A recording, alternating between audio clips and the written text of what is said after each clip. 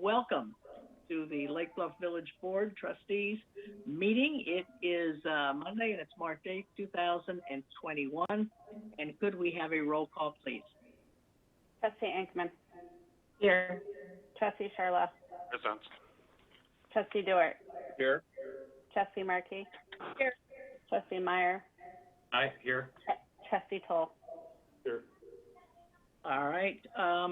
We all stand for the Pledge of Allegiance, please.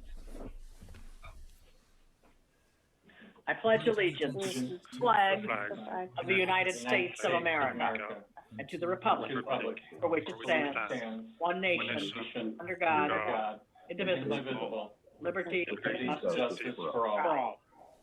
Thank you.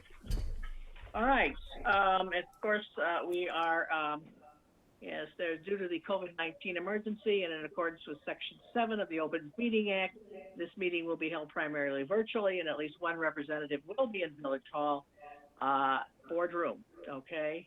And the virtual meeting will be simulcast for members of the public who did not wish to view the virtual meeting from another location.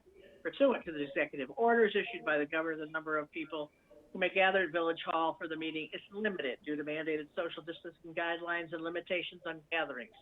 Accordingly, the opportunity to view the virtual meeting at Village Hall will be available on a first-come, first-served basis. Members of the public may view and participate in the meeting being online, which is strongly recommended at lakebluff.org/virtual meeting. And then there's also a dial-in number. I think we're ready to go. All right, so we have the consideration of the minutes of the February 22nd, 2021 Village Board meeting. Do I have a motion, please?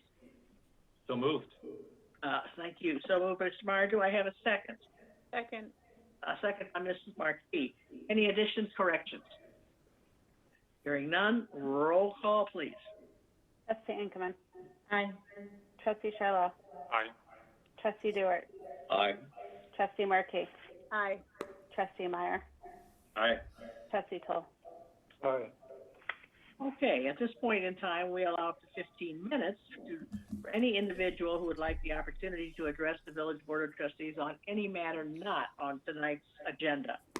All right, do we have anyone that wishes to do so this evening? We do. We have two individuals. Okay. All right.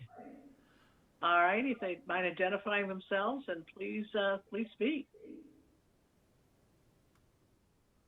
Good evening, Rick Lesser, 327 West Hawthorne Court in Lake Bluff. I wanted to speak about and bring up the topic of Stonebridge and the almost continuous vandals and trespassers who are now going over there many evenings. They are not only there quite often, but they also are posting their souvenirs, their experience on social media. I've seen it on TikTok, Instagram, and Facebook. And judging from what I can see of the postings, people are traveling from quite a long ways away in order to come here to the West Terrace and walk into Stonebridge and hold parties up on the second floor. You can see from the videos that the place is covered in graffiti, and I think it is creating an attractive nuisance, which is drawing thrill seekers in to the Manor House.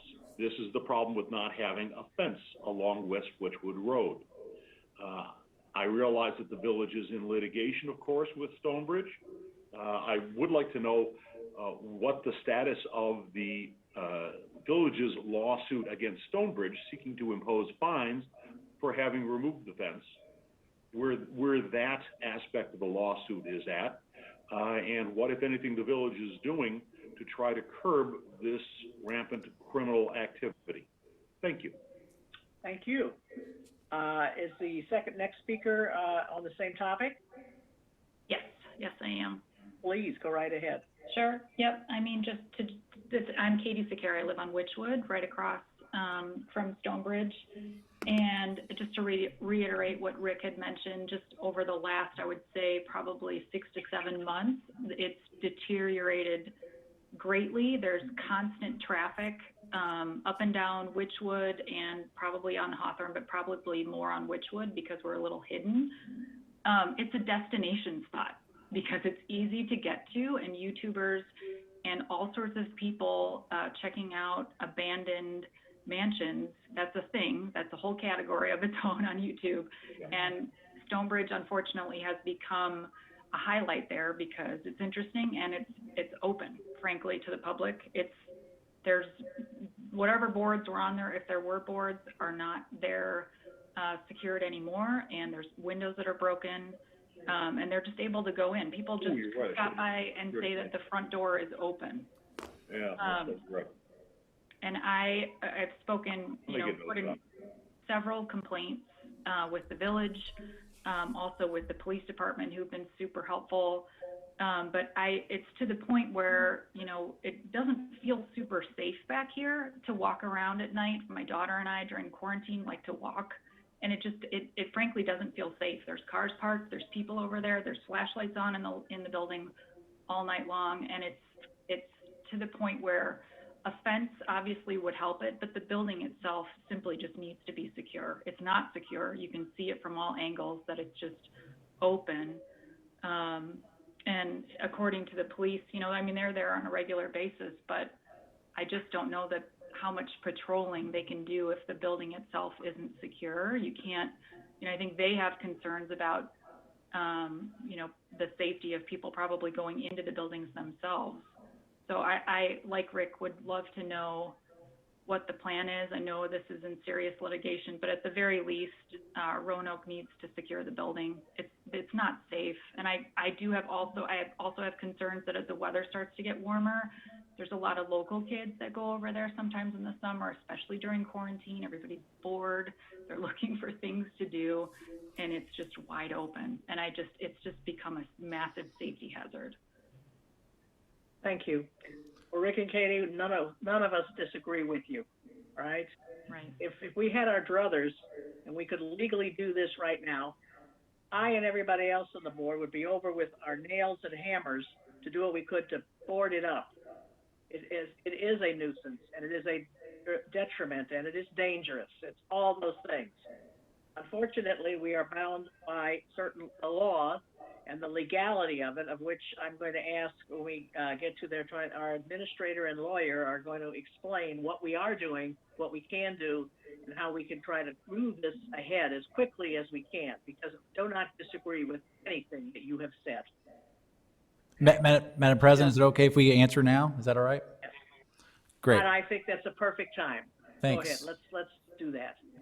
So thank you, Rick and Katie, for this. As President O'Hara outlined, one of the things that we were going to do tonight at tonight's meeting was to have Village Attorney Friedman was going to give an update on the lawsuit, which I'll let him do, but also let you know that we have found a method to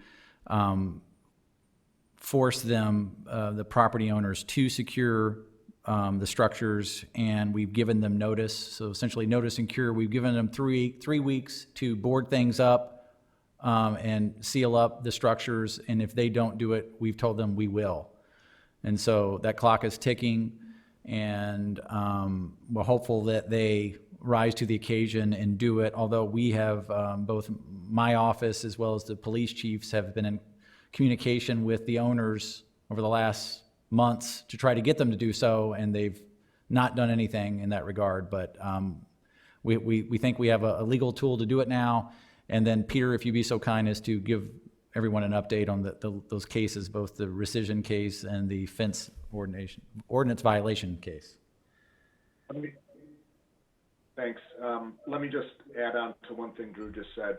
The statute that we provided written notice under to the property owner and all of the property owner's representatives, including their attorney, not only allows us to declare the residential buildings abandoned and take corrective action, but then allows us to lien the property for those costs, and that lien is superior to all other interests on the property. So it is a high priority statute for this type of situation, and the lien is high priority as well. And it does not require, as another statute would require. The other statute is called the demolition statute. This statute is solely about securing an abandoned residential structure. It does not require or call for the demolition of the abandoned structure, which we thought was significant. I also talked to the developer's lawyer today. I expressed to him much of what Rick and Katie and the village president have just expressed. And they are aware of the statute and our rights under it. So we will stay on them as best we can, but they do have a deadline now. With regard to the lawsuit, we have, as you know, there's two different lawsuits. One they filed against us, the other we filed against them. We are proceeding apace in the lawsuit that we filed against them, the ordinance violation case. Those do tend not to go very quickly. Peter, just clarify that I'm sorry to interrupt you, but that just to clarify that the ordinance is regarding the fence. Just want to clarify. Yes, the OV case, the ordinance violation case is regarding the fence specifically. And we will, given everything that's been said tonight and everything, the deteriorating condition of the property, we will redouble our efforts to move that case as quickly as possible. The merits of that case are clearly in our favor. The judge denied the developers their motion to dismiss that case. That motion was denied, and the developers have answered. So we are moving toward being at issue in that case, which will allow us to assert for the fees and the fines. With regard to the other case, not so much with regard to the condition of the property, but that was the case where the developer is trying to get out from under the requirements of the PRD ordinance and the development agreement. Those requirements include the maintenance of the manor house and the gatehouse. All but two of the counts of that complaint have been dismissed with prejudice, and we will be moving. That just happened in the last couple of weeks, and without getting into strategy, we will be continuing to push ahead to get the remaining parts of that lawsuit dismissed as well. Happy to answer any additional questions.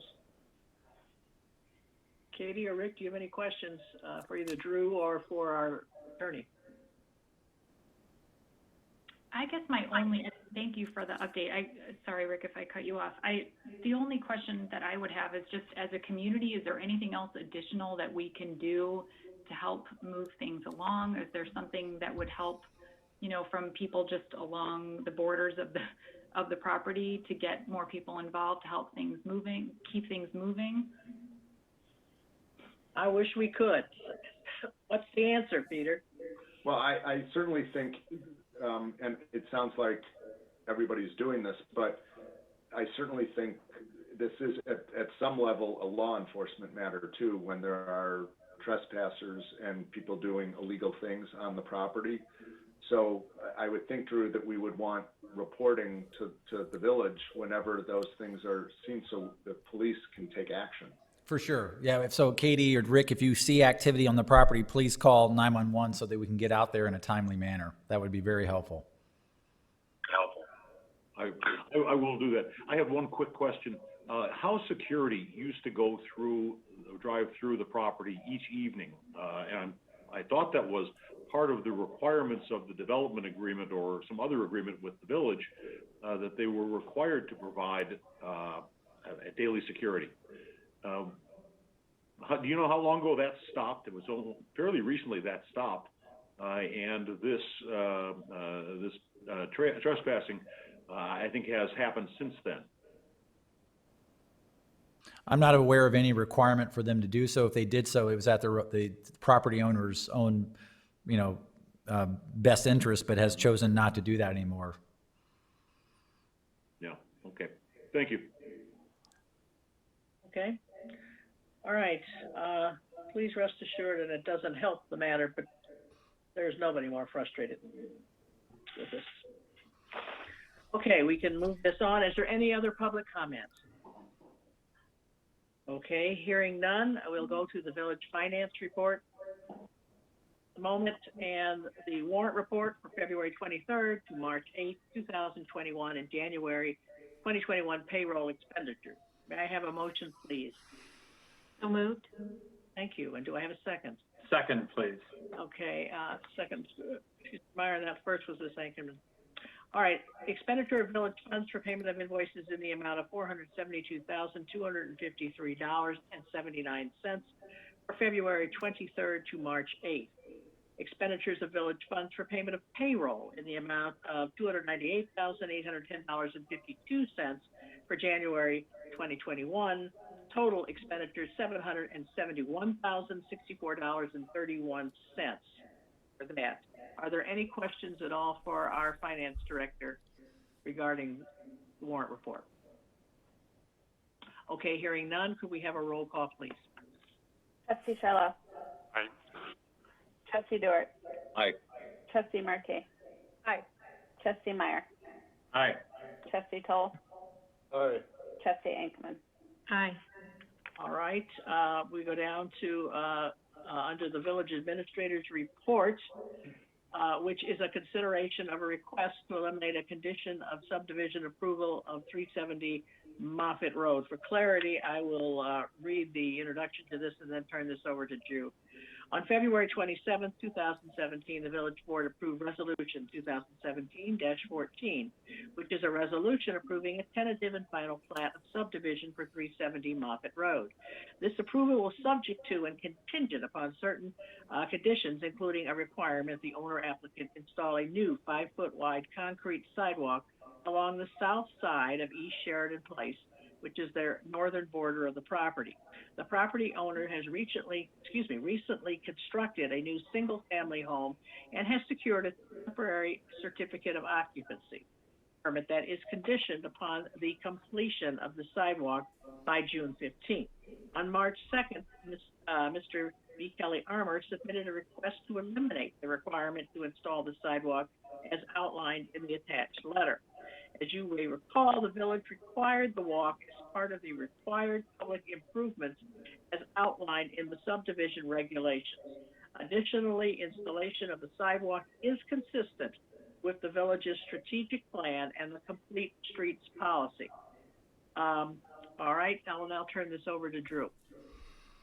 Yeah, there really isn't a lot to add to this. I know I had conversations with the board members in advance who had some questions about this, but there really isn't a lot to add to this request. I know Mr. Armour is available, and he had some comments he wanted to make.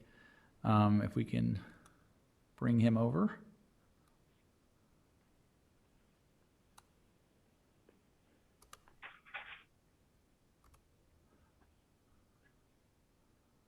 Kelly, are you there?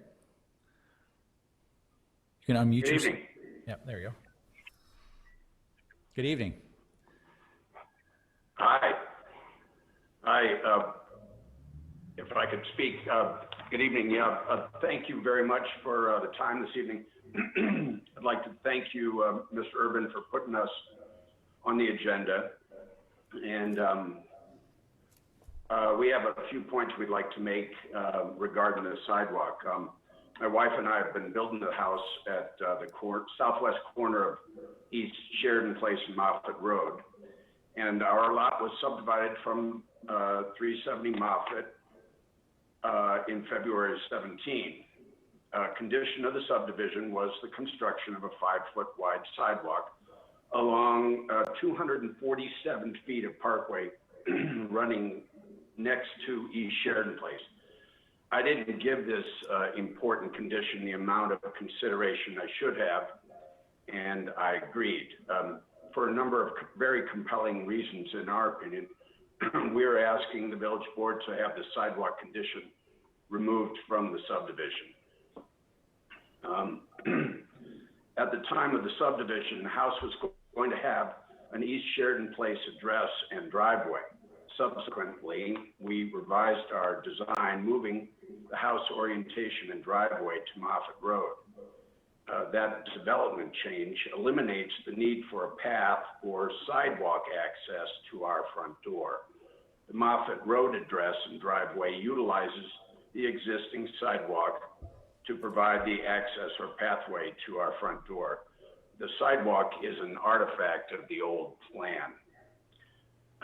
Also, the existing sidewalk situation on East Sheridan Place has a number of elements. On the north side of the street, the sidewalk runs continuously from Moffett Road all the way west to the park and school. The sidewalk on the south side of the street ends 2 blocks west.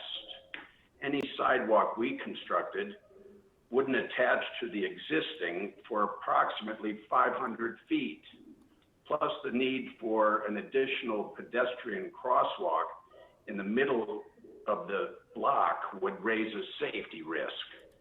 And then most importantly, the East Sheridan Place Parkway has 5 feet of grade from the west east to the corner of Moffett Road. The addition of over 1,200 square feet of impervious surface of a sidewalk would add a lot of stormwater runoff to the corner, increasing the pressure on an already limited drainage situation at that low corner. Poor drainage does exist at that corner, as evidenced by the stormwater detention tank system we had to install at the village's request. And then lastly, several local licensed arborists tell us the amount of excavation a 247-foot sidewalk would require on that parkway would severely impact and endanger the 16 old growth trees that exist there. And in closing, the construction of a sidewalk in this case doesn't make much sense and is unreasonable. It would have an adverse impact on the neighborhood and the environment and does nothing to preserve the village's unique character, in our opinion. Thank you for your time and consideration in this matter. Thank you. Comments, Drew?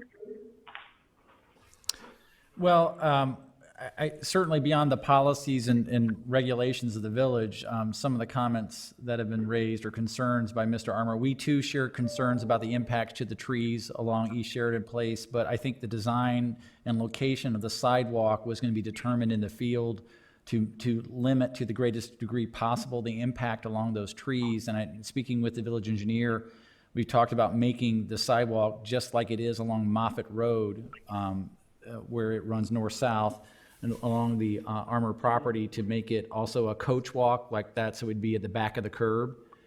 And we talked about the depth of the pour for a sidewalk of that nature is around 5 inches. Is that right, Jeff? Jeff, are you there? The sidewalk is 5 inches, but there should be 4 inches of base beneath it. So you'd be digging about a foot. Yeah. And that's kind of like on the fringe of the drip line of those trees, on the outer edge of those. So that's the best place to locate the sidewalk to minimize the impact to the trees. I would also, Jeff, since you're on the line, the idea that the requirement that Mr. Armour cited with regards to the stormwater detainage, that's something we ask of every new home to minimize the impact on the system. I'm not certain how you would describe the impact of the sidewalk in terms of adding to impervious surface. It certainly isn't new impervious surface. It doesn't exist today. I don't know if you have any thoughts on that, Jeff. Yeah, that system we require all new and reconstructed homes. So this is a new home from scratch, and that will get put in. 1,200 square feet of impervious it will add some water to that corner. There is an issue when you get to the far east end of the street. Sometimes it overtops the curb, runs through the yard on the east side of Moffett, and then goes into the ravine that way. He's had some erosion issues, but I don't think in the grand scheme of that block, 1,200 square feet is going to be all that impactful. Okay. Okay. And when, Trustees. Oh, I'm sorry. Go ahead. No, I was just going to say, the only other thing that I certainly recall from the public hearing, the conversation at the Plan Commission Zoning Board of Appeals talked about how the sidewalk, two things. One, the comment, it'd be great if the village did ultimately, extend the sidewalk ultimately, and that's something the village could do, but for the near term, the sidewalk at least would go to the connector between the two properties. Let me share my screen.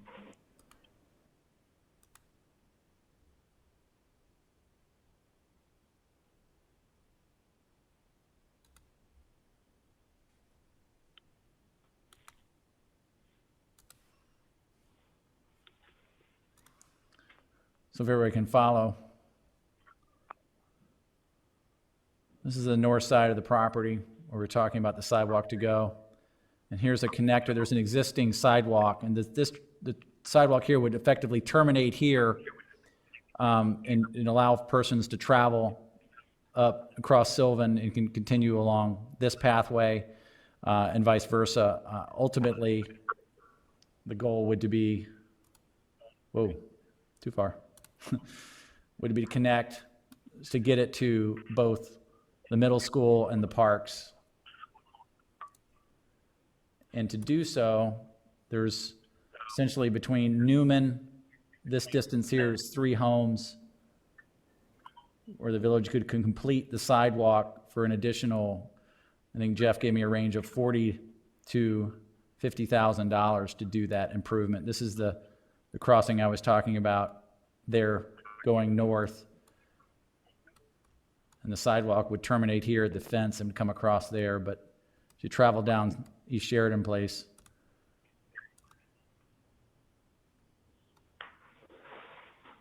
you get to Newman here, and this is where the walk ends here.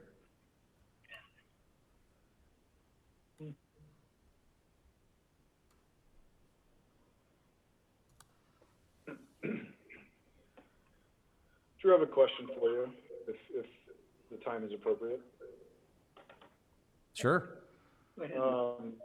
So I appreciate Mr. Armour's coming to the board with this request. He makes a point about the need for a path or a sidewalk to the front door if it was oriented as an East Sheridan Place address. Was that the original reasoning for having the sidewalk in the first place? I would say no. I mean, the idea that the house, the orientation of the home, whether it was set on, on an angle, or if it fronts to the north or to the east or to the west or to the south, doesn't really matter. In that, all users would, continue on the walk. Whether it, certainly it makes sense if the Armours were going to have a front door and that I guess, stepping stones or some connector that may go towards the street. But certainly, there are other users in the community that would benefit from the sidewalk and the pedestrian way. Okay, thank you. Go ahead, George. Thanks. So we've looked into adding additional sidewalk on that south side of the street for $40,000 to $50,000. Is that how realistic is it that project would get put into the budget somewhere? I mean, the timing of that is in your hands, in the sense that can be done and put into the upcoming capital program. That we can find that money in the fund balance to go ahead and program that and take care of that as part of this. When Mr. Armour does the work, if the board chooses to, have him to maintain that condition of approval, then the village could do it at the same time or very close to the same time and knock that out. I mean, the village owns adequate right-of-way on East Sheridan Place. Correct me if I'm wrong, but this is one of the greatest right-of-way widths in the village, Jeff, correct? For the narrow area of improvement, what's the right-of-way width there? I think it's 80 feet. So, yeah, plenty of space to do it in. And just a follow-up question for Mr. Armour. Yes. What is the cost for you to put that sidewalk in? Do you have a cost for that? An estimate cost? I believe it's somewhere in the neighborhood of $15,000. Okay. Thanks. I have put up a $10,000 bond at this point. Okay. Okay. That was in order to get our temporary occupancy permit. Okay. Thank you. So I'll have a comment. I guess my concern was that going forward, if we start allowing people who have agreed upon a subdivision based on certain parameters, and then once the structure is built, that they can come back and say they don't want to do it anymore. I feel like that's a bad precedent to set if this is something that is in the best interest of the village. If this is something that follows the strategic plan and can truly help the neighborhood. I would hate to go against the agreement that was made in order for a property owner to do something that they otherwise wouldn't have been able to do under our code. So I think the sidewalk needs to be built. Thank you. Supplement what Aaron just said. In my discussion with Drew today, the code is pretty specific. Drew, you told me that when you create a subdivision, you have an obligation to build the sidewalks as well. Is that correct, Drew? With rare exception, yes. There's certain areas in the village where we would not require that based off of other existing infrastructure, but in this area, it's been commonly done. And I think I cited an example where it happened in East Center and Glen not too long ago, where the same requirement was made of a subdivision. So I'm a frequent walker to East Sheridan Place. We always have to change sidewalks, and kids are doing the same. And so from a consistency standpoint, I would prefer a sidewalk to be there, simply enough. And the village might take the next block in Tinbrier and Newman on the south side of a street. But I think this is important. I think we need to achieve consistency in the community. I agree. Can I say something? Sir, we'd be happy to. I don't know if I've lost my connection. Okay, I'd like to have the trustee. I mean, we'd be happy to put in a sidewalk if the village put in, hello? Oh, are you there? Yes, hi. Okay. We'd be happy to contribute to these best interests if the village put in sidewalks on those areas to the west that don't have them. I mean, it seems silly to put in a more impervious surface when it doesn't connect to anything. I would agree with you, Mr. Harmer. I think we can probably, I think we can commit tonight to doing that project. I agree with you, and just doing a sidewalk on your property is inappropriate. But if we were able to commit tonight to continue that, to make sure that the sidewalk continues to, is it Newman? Then I think that would be that would be a wonderful step in making an improvement to the neighborhood. And I'll second what Aaron just said, in the sense that, in government, we ought not to be asking private citizens to do something that we're not willing to do ourselves. And the sidewalk to nowhere doesn't make a lot of sense. But if Mr. Armour is willing, to withdraw his objection, if we commit to completing the circuit, completing the system, at least in this spot, then that makes a lot of sense. Everybody wins. So that's what I'd like to do, consistent with what Aaron suggested. Anyone else want to weigh in on this? Well, I would like to say that the completion of that other portion of the sidewalk that connects, it's not the only place that it would connect. I think Drew clearly illustrated that the path that comes from the north would benefit from that. So it isn't a path to nowhere. It is a path that helps in that specific regard.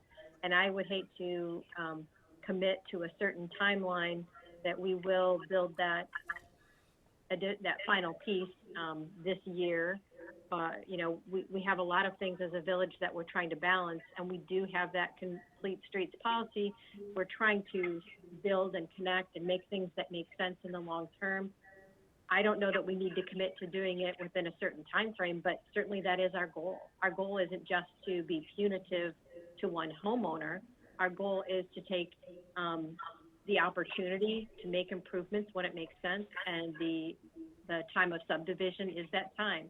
And we gave a broad window. I believe it was, you know, 4 or 5 years in which the work needed to be done. And now we're coming up to the end of that time period. So I think it's not a bridge to nowhere. I think it's a bridge to somewhere. I think it's a piece of a puzzle that isn't quite complete.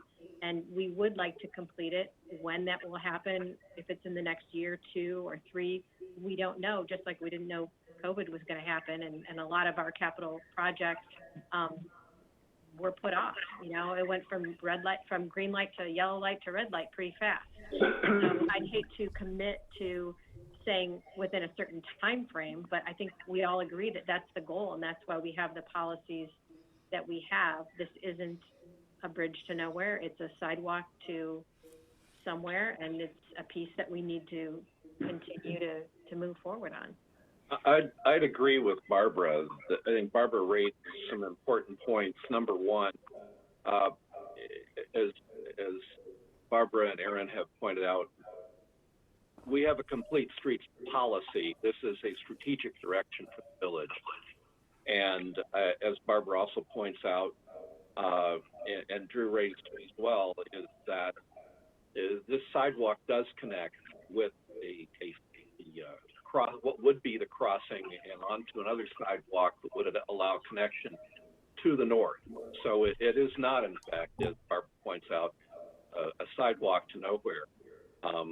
I would agree. I think it's important for us to complete the work. I fully expect that the village, when this work is committed, would it get involved in completing the sidewalk all the way over to Newman.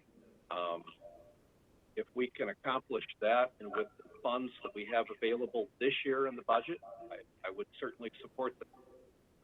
As Barbara said, if it may take us until next year to finish that off, I think that's fine too. But I think strategically it's important that we do complete the project and provide access all the way to the park and to the. And to be clear, I was not implying that we should commit to a time frame. Just commit to the concept. Yes. Yeah, absolutely. And I just wanted to be clear that we weren't committing to a timeline. Yeah. Okay. Absolutely, Aaron. All right. In my case, sorry, Joy. That's okay. I will be very quick. In my case, I'm more attached to consistency. So having portions of sidewalks that are disjointed is damaging to the image of our village. So I'm more attached to us building toward the future where everything's connected, simply enough. Okay. And just to follow up, I agree. Like, I would like to see the sidewalk in front of the homeowner's house go in, but I would also like to see the village then to connect it, because even though that path, it looked to me the path is on the other side of the street, correct? It's on the north side of the street, right? Yeah. Yes. So still, if you've got children on that street, they're still crossing over. And actually, for me, I feel like that's a pretty dangerous spot to be crossing, right there where people might be turning off of Moffett onto turning west onto Sheridan Place. People come around that corner pretty quickly sometimes.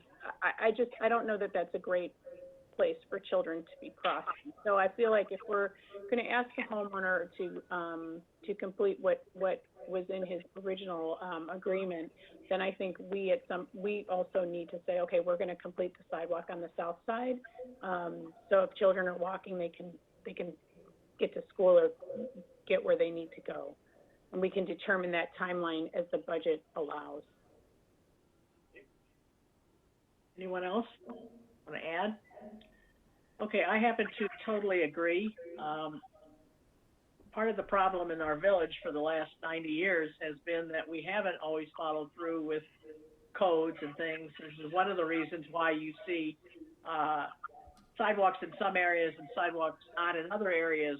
And that has, that is a problem for us. And to exacerbate that by allowing that to continue, I just don't think is in the best interest of the village.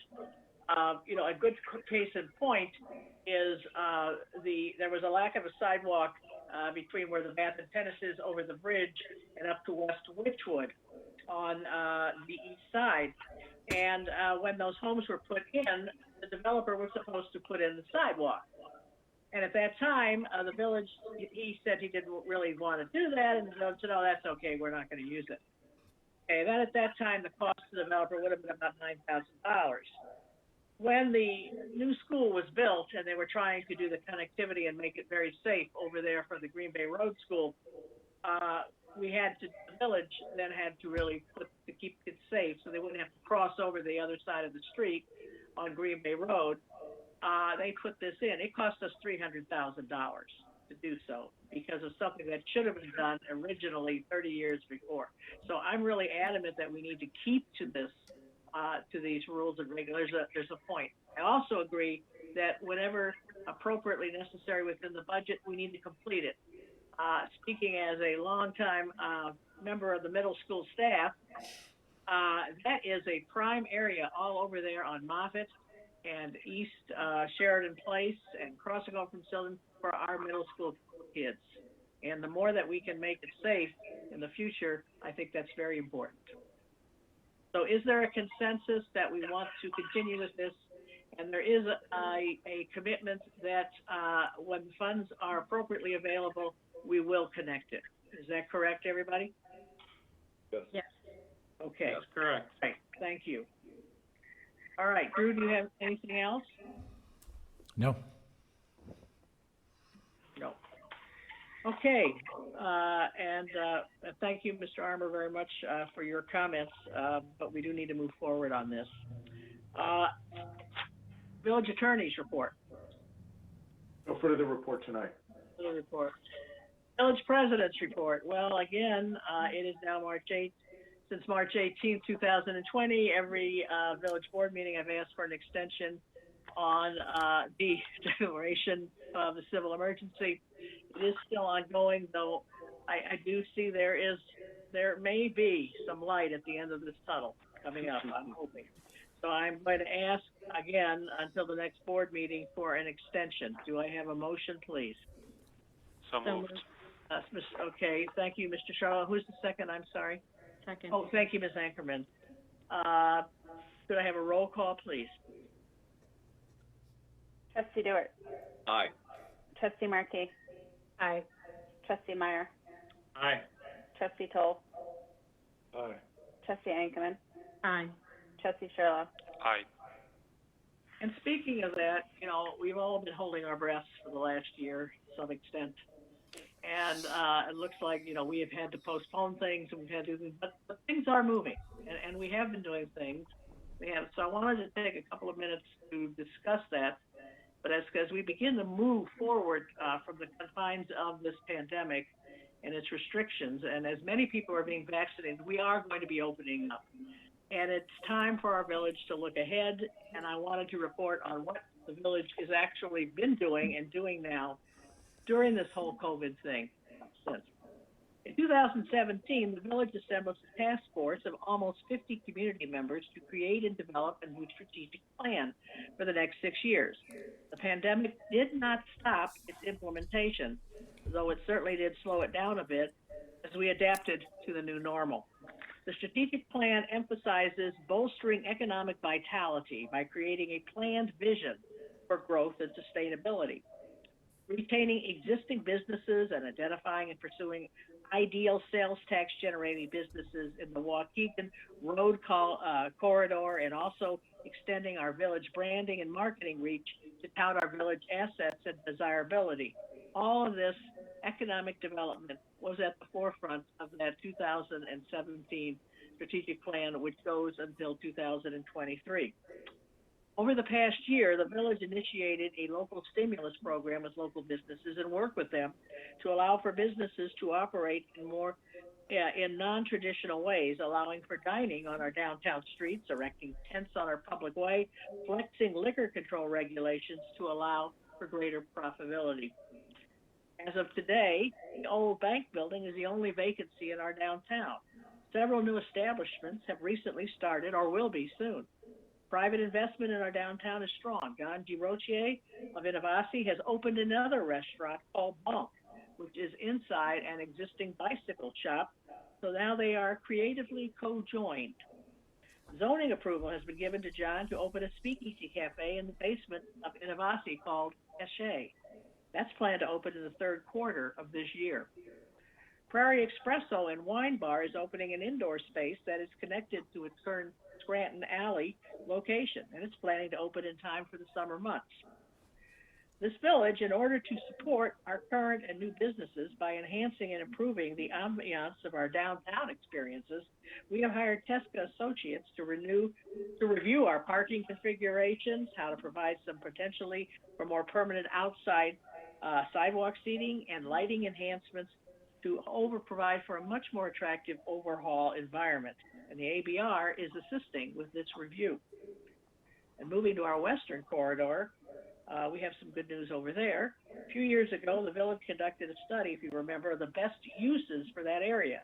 And as a result, there were changes in zoning regulations to allow for more flexibility.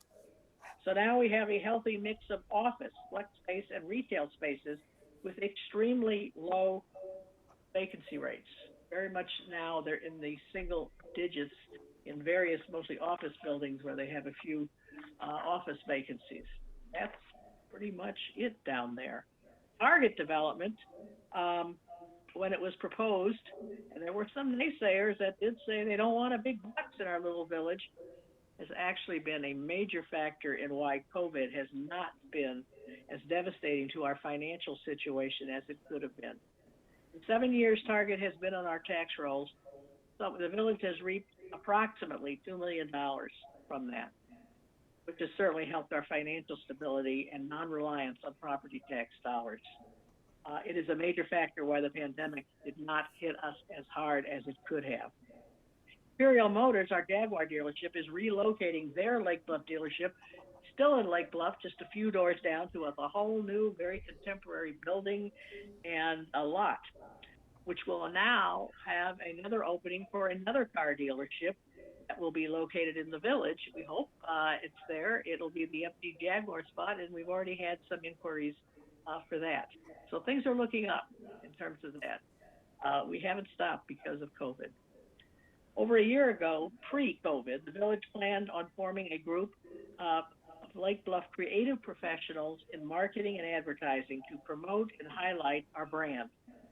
These volunteers, a year later, it took us a while to get going. COVID did put a little pause button there. But these volunteers are now hard at work developing a new campaign to promote economic growth by raising awareness of the many benefits that Lake Bluff has to offer for business and real estate.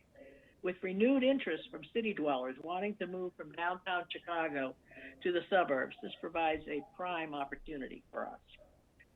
The board has determined that in advance of future developments, it's in the best interest of the village to undertake a comprehensive review of the planned residential development PRD regulations and underlining zoning districts, and to see what extent that these regulations should be revised, updated, or replaced.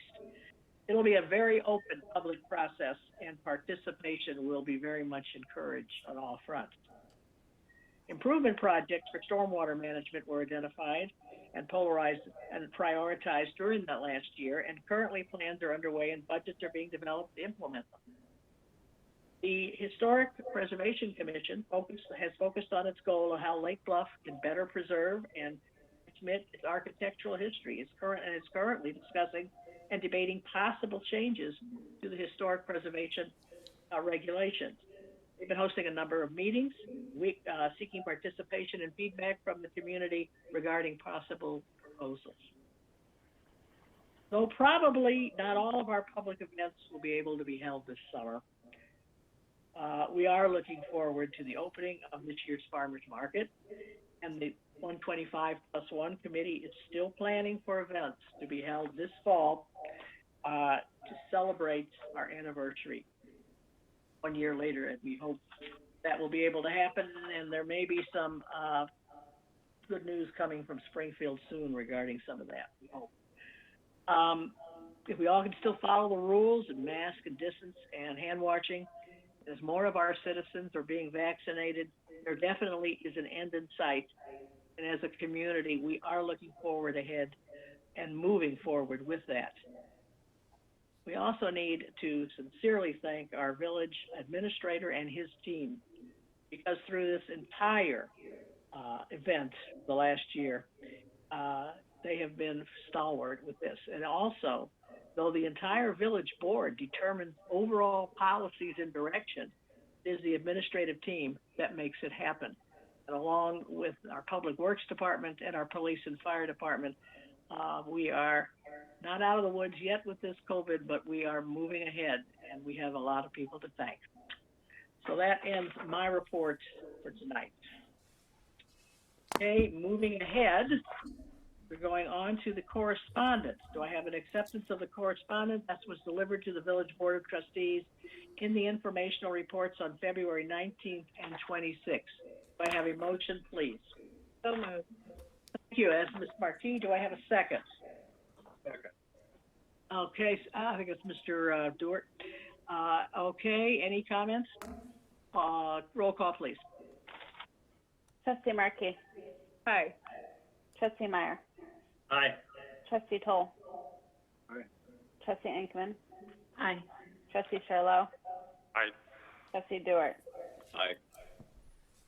Okay, item number 11 is an ordinance granting a special use permit to Bedana's Auto Body to operate an automobile repair facility in the village's light industrial zoning district.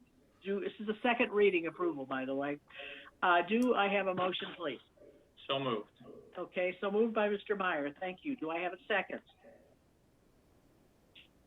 Second. Okay, thank you, Ms. Anchorman. I was worried there. Okay, thank you, Ms. Anchorman. All right, are there any questions regarding this? Again, this is second reading approval. Hearing none, roll call, please. Trustee Meyer. Aye. Trustee Toll. Aye. Trustee Ankman. Aye. Trustee Sherlow. Aye. Trustee Dewart. Aye. Trustee Markey. Aye. All right. Number 12, which is an ordinance amending the Lake Bluff zoning regulations and the Lake Bluff Municipal Code to extend the short-term rental regulations. This is first reading approval. Do I have a motion, please? So moved. So moved by Ms. Ankerman. Do I have a second, please? Second. Second by Mr. Dewart. Any comments, questions from board members? Hearing none, roll call, please. Trustee Toll. Aye. Trustee Ankman. Aye. Trustee Sherlow. Aye. Trustee Dewart. Aye. Trustee Markey. Aye. Trustee Meyer. Aye.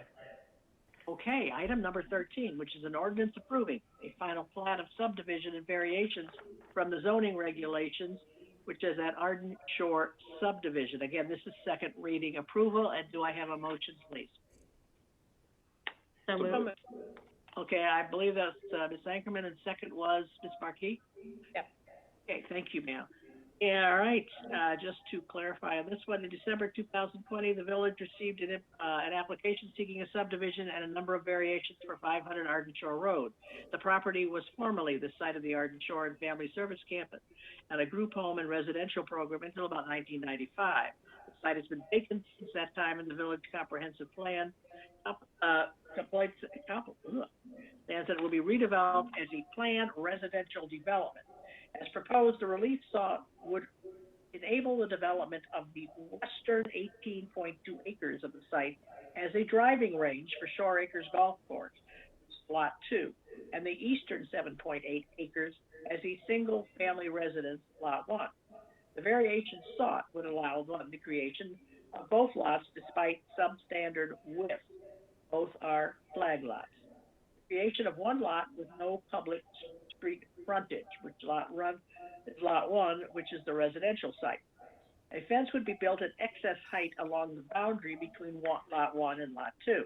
Two accessory dwelling units, ADUs, will be built on Lot 1 in addition to the principal residence.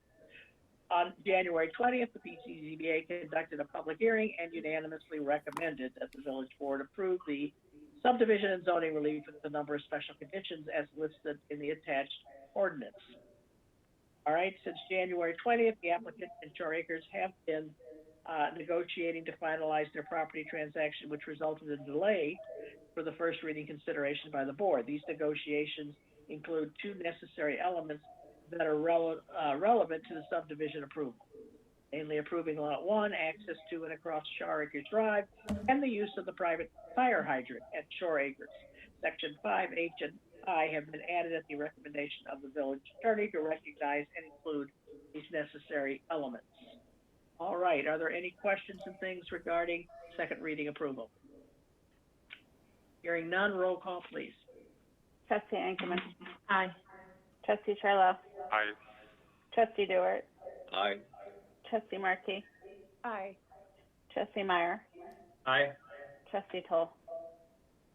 We now have item 14, which is an ordinance amending section 10-5A-1 of the Lake Bluff zoning regulations relating to golf courses in the C-E Country Estate Residence District. Do I have a motion, please? So moved. So moved by Mr. Charlot. Do I have a second? Second. Second by Mr. Toll. And again, this is second reading approval. And today, the zoning regulation provide that country club golf courses, including the related clubhouses, pro shop, restaurant, and other accessory structures, are permitted only on tracts of land of 120 acres or more in area. The westerly Lot 2 that will be created by the Arden Shore subdivision would directly abut on property owned by Shore Acres that, in total, exceeds 120 acres in area. However, the primary connection between this lot and the remainder of Shore Acres property within the village is through Shore Acres' unincorporated acreage and, by extension, outside of the C-E district. Technical change proposed in the attached draft ordinance would simply clarify that this is still an acceptable circumstance under which a country club golf course is a permitted use. All right, any questions regarding second reading on this? Okay, roll call, please. Trustee Charlo. Aye. Trustee Dewart. Aye. Trustee Markey. Aye. Trustee Meyer. Aye. Trustee Toll. Trustee Ankerman. Aye. Now go to item 15, which is an ordinance revising the license regulations for scavengers, the village municipal waste regulations, and the village's comprehensive fee ordinance. This is first reading approval. Do I have a motion, please? So moved. So moved by Mr. Dewart. Do I have a second? Second. Second by Mr. Meyer.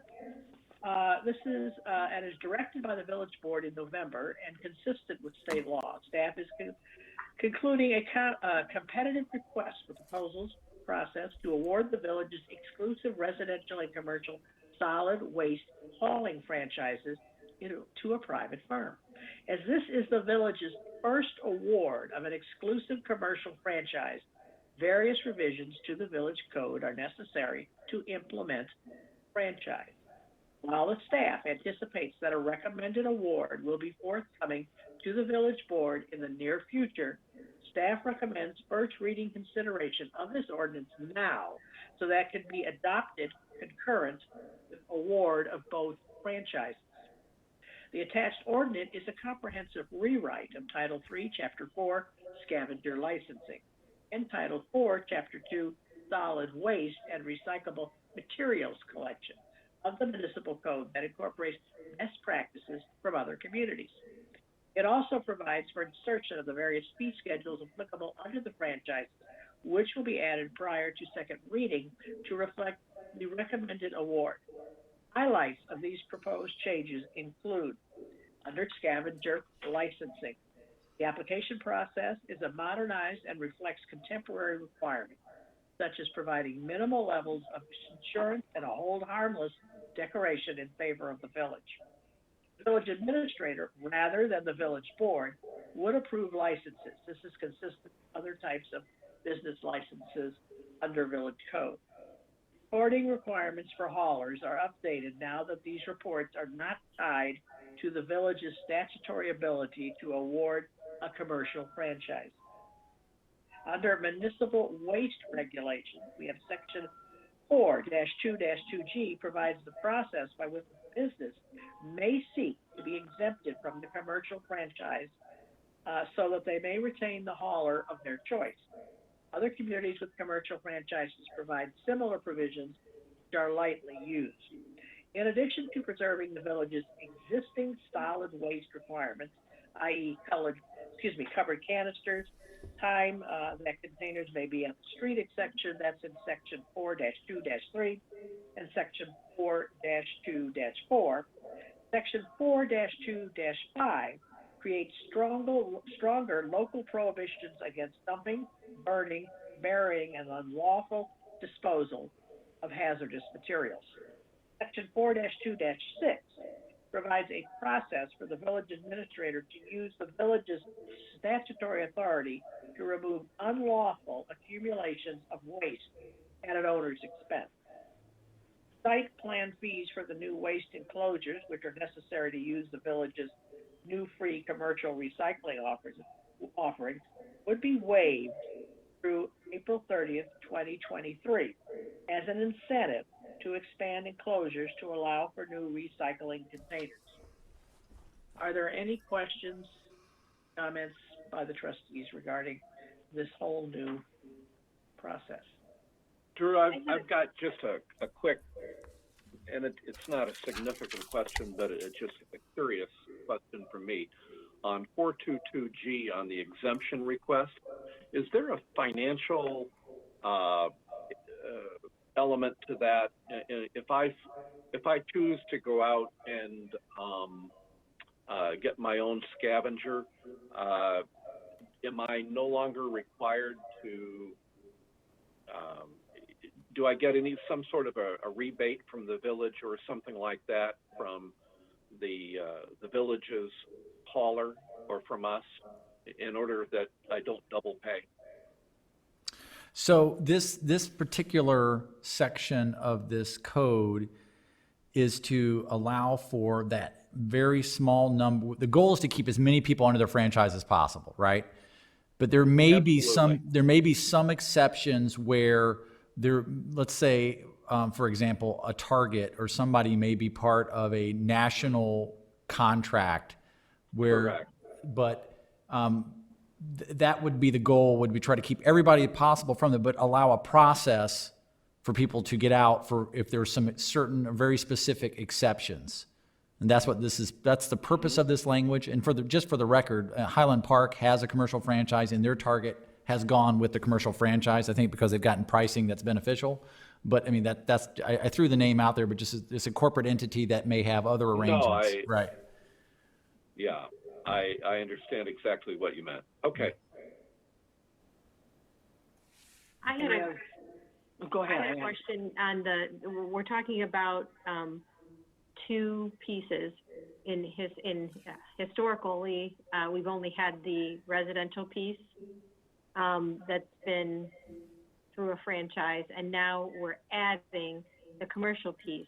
But in these negotiations, are we saying that it's both pieces now by one hauler, or are they still two separate pieces? One can be awarded to one hauler and the other piece can be awarded to a separate one. It could be both on the same, but there is an option to do two different haulers. That is correct. You are correct. Yeah. Okay, so they can be separated. Yep. And for village residents, as part of our overall village taxes, we're paying in essence for our services, but we don't specifically opt in or out. We don't pay the vendor. The village pays the vendor on our behalf for everyone. But for the commercial piece of it, is it true that individual businesses used to make agreements with various haulers and the village was outside of that process entirely? And moving forward, the only involvement in the village is offering that exclusive franchise agreement, but we are not the collector of fees or the payer of fees to the hauler. We're just the instrument by which the exclusive franchise agreement is created. Correct. And we do also set up the regulations around that to take place, but yes, you're right. The village will not be the party who's billing entities, customers and so forth. That'll be done by whomever a hauler, or if a hauler is accepted for a commercial franchise. Right, so that in that way, we won't be, I mean, in theory, no commercial entity is going to be double paying. They either go along with the franchise or they get exempted and go with this other hauler because of reason XYZ that the village deems is appropriate. That's correct.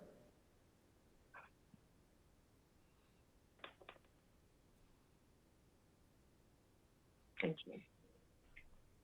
Any other questions for somebody else that wanted to ask something? No? The only thing I would add, Madam President, the only thing I would add is that it is, Trustee Ankerman is working with former trustee and current co-chair of the Sustainability and Environmental Commission, Community Enhancement Committee. We have been working along with our staff here, and as well as the executive director of the Solid Waste Agency of Lake County, Walter Willis, to work through those proposals that the village has seen. And it is our intention and goal to bring that to you all at the next meeting. That may be overly ambitious, but that is our goal, is to try to bring a contract. So we may hold this ordinance for second reading until and unless we reach a deal for that. But the idea was we wanted to set up, and so everybody understood how this would work, and kind of give you that architecture or how the commercial franchise would fit in, given that we don't have any rules or regulations around that currently, but this is how we see it working. Okay, so we will do the first reading now, and then it may be a little tad longer until we get the second reading. Correct. Okay. All right, are there any other questions, comments? Okay, hearing none, roll call, please. Trustee Dewart. Aye. Trustee Markey. Aye. Trustee Meyer. Aye. Trustee Toll. Aye. Trustee Ankerman. Aye. Trustee Sherlow. Aye. Okay, trustees report. Anything this evening? All right. I would have consideration of the February 22nd executive session meeting minutes. We can do that now so we don't have to go into executive session. Do I have a motion to accept those minutes? So moved. So moved. Thank you, Ms. Markey. Do I have a second? Second. Second by Mr. Charlot. Any comments, considerations on that? Okay, roll call, please. Trustee Markey. Aye. Trustee Meyer. Aye. Trustee Toll. Aye. Trustee Ankerman. Aye. Trustee Sherlow. Aye. Trustee Dewart. Aye. Okay, do I have a motion to adjourn? So moved. Thank you. Second. And second, Ms. Ankerman. All right. I think, do we have to do a roll call? Can we just do all in favor? You can do a voice vote. Thank you, sir. Okay, all in favor? Aye. All right, everyone, have a good rest of the week. Thank you all for participating. Good night, everybody. And